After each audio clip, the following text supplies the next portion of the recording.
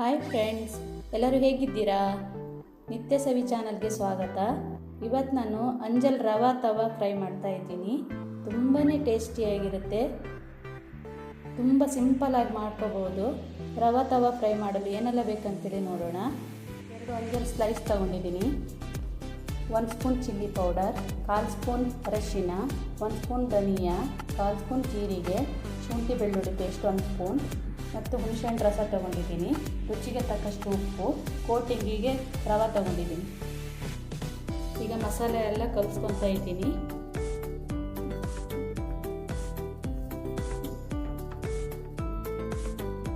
ಹುಣಸೆಹಣ್ಣು ರಸ ಹಾಕ್ಕೊಂಡು ಸ್ವಲ್ಪ ಕಲಿಸ್ಕೊತಾ ಇದ್ದೀನಿ.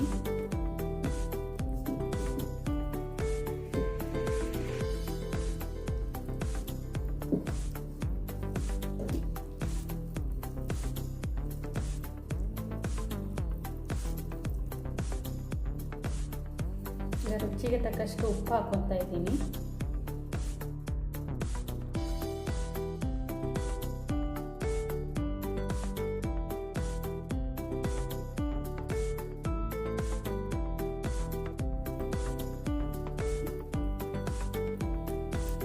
ಫಿಶ್ಗೆ ಅಪ್ಲೈ ಮಾಡ್ಕೊತಾ ಇದ್ದೀನಿ.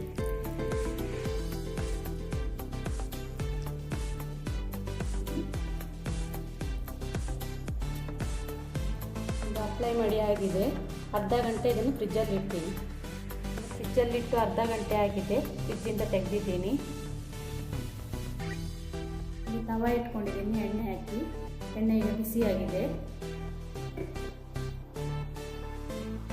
ರವೆ ಕೋಟಿಂಗ್ ಮಾಡ್ಕೊತಾ ಇದ್ದೀನಿ. ಕೋಟಿಂಗ್ ಮಾಡಿ ಲೋ ಫ್ಲೇಮಲ್ಲೇ ಇಟ್ಕೋಬೇಕು.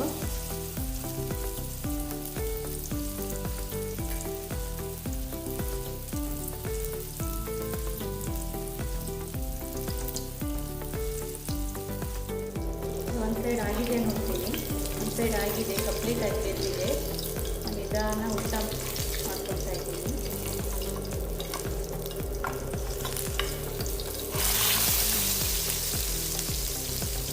ಒಂದು 5-6 ನಿಮಿಷ ಬೇಯಬೇಕು. ಚೆನ್ನಾಗಿ ಬೆಂದಿದೆ. ಅಂಜಲ್ ರವಾ ಫ್ರೈ ರೆಡಿಯಾಗಿದೆ. ಈಗ ತುಂಬಾ ಟೇಸ್ಟಿಯಾಗಿರುತ್ತೆ, ತುಂಬಾ ಸಿಂಪಲ್ ಆಗಿ ಮಾಡ್ಕೋಬೋದು.